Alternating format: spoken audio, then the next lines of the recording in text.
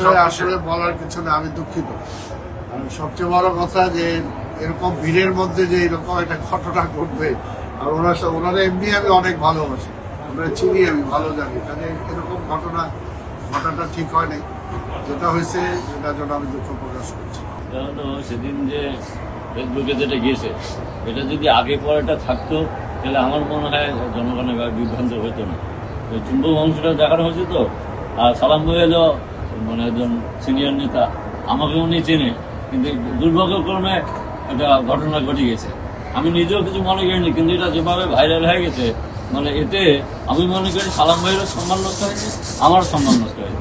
যেহেতু আমি বিএনপির মনোনয়ন প্রত্যাশী নীলফামারী চাইলে, আমার এলাকার লোক এই ভিডিওটাতে মানে যেভাবে দলকে শুধু, আমাকে শুধু না, সালাম ভাইকে শুধু না, দলকে হেয় করার জন্য তারা স্বতন্ত্রমূলকভাবে এইভাবে মানে সবাইকে বলতেছে যে আমাদের নেতারাই গণ্ডগোল।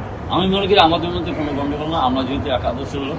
আর আপনারা জানেন যে আমার বাবা মোশাররফ হোসেন লেবু মিয়া নীলফামারী জেলা বিএনপি প্রতিষ্ঠা করেছে। জিয়াউর রহমান তারা প্রতি সন্তুষ্ট হয়ে 1980 সালে তাকে বিএনপির এমপি নমিনেশন দিয়েছিল। সেখান থেকে আমরা বিএনপি পরিবারের সদস্য এখনো আছি।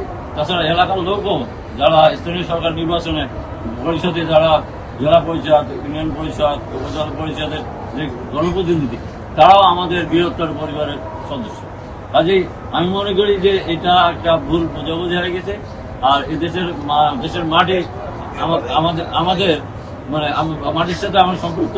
আমি মনে করি আমার যে মনোনয়ন যে আমি চেয়েছি, ফলে জনগণের সমস্যার সমাধান এবং রাজনৈতিক ঐক্য প্রতিষ্ঠায় আমার এই মনোনয়ন কাজে দেবে, ভূমিকা রাখবে। সালাম ভাই আমাকে এটা দেখার পর টেলিফোনে আমার কাছে ক্ষমা চেয়ে দুঃখ করেছে। আমিও খুব বিপদের অবস্থায়, সালাম ভাই একজন সিনিয়র নেতা, উনি আমার কাছে ক্ষমা চেয়ে দিয়েছে।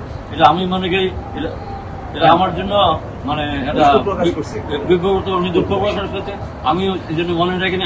আমিও ওনাকে মানে ক্ষমা করে দিয়েছি। কিন্তু এটা ভাইরাল হওয়ার কারণে মানে আমরা পড়ে গেছি বিপদে। মানে আমরা যারা অপোনেন্ট যারা আছে তারা এটাকে বিভিন্নভাবে কাজে লাগাইতেছে।